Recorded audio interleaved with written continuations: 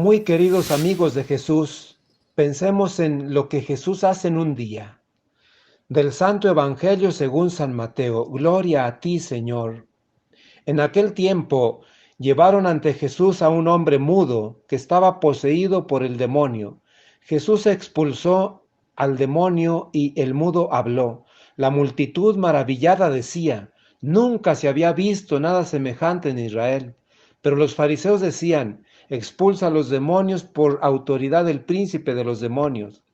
Jesús recorría todas las ciudades y los pueblos, enseñando en las sinagogas, predicando el evangelio del reino y curando toda enfermedad y dolencia.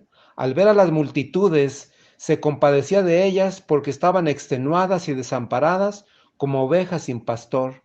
Entonces dijo a sus discípulos: la cosecha es mucha y los trabajadores pocos.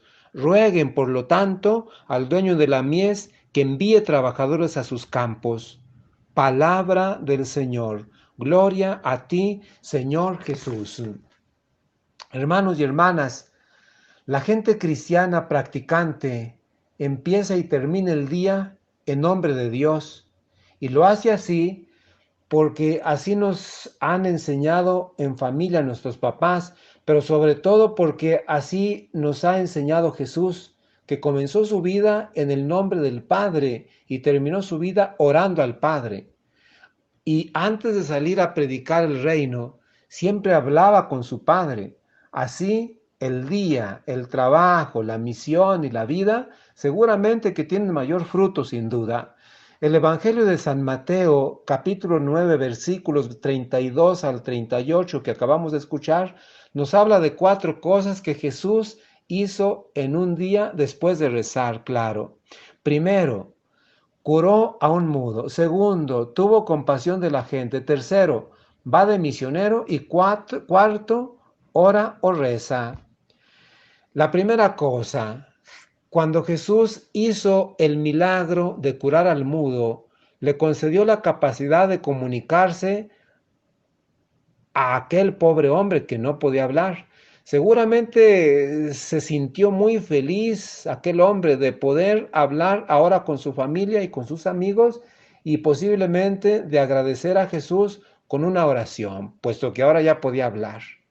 También dice el Evangelio que la gente maravillada decía: nunca se había visto nada semejante en Israel.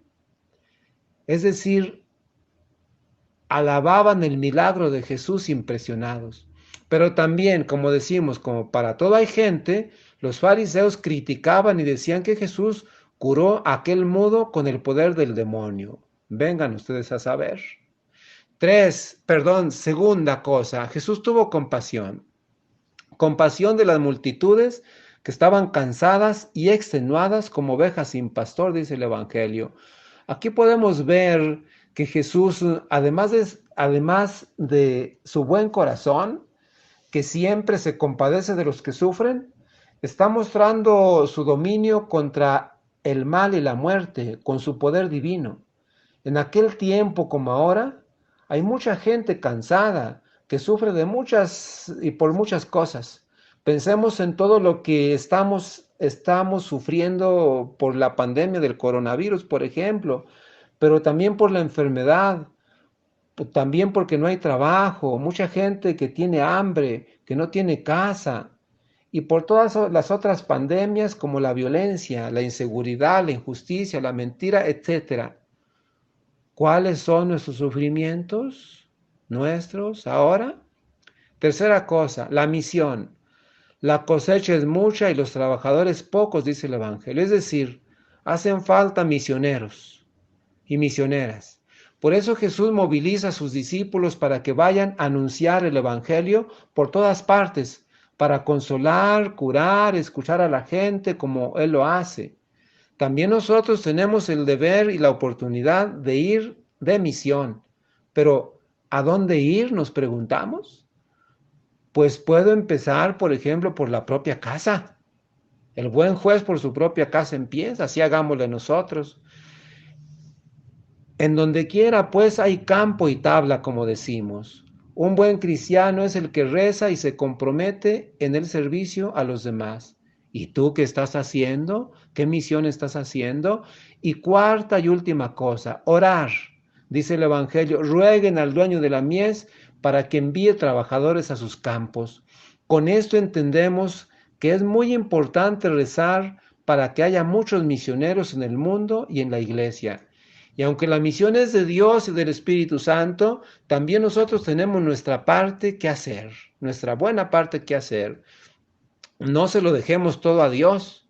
Entonces la pregunta es, si rezas, aunque sea poquito, cuando te levantas y cuando te acuestas, ¿cuán, cuando vas a comer, bendice los alimentos y das gracias al final?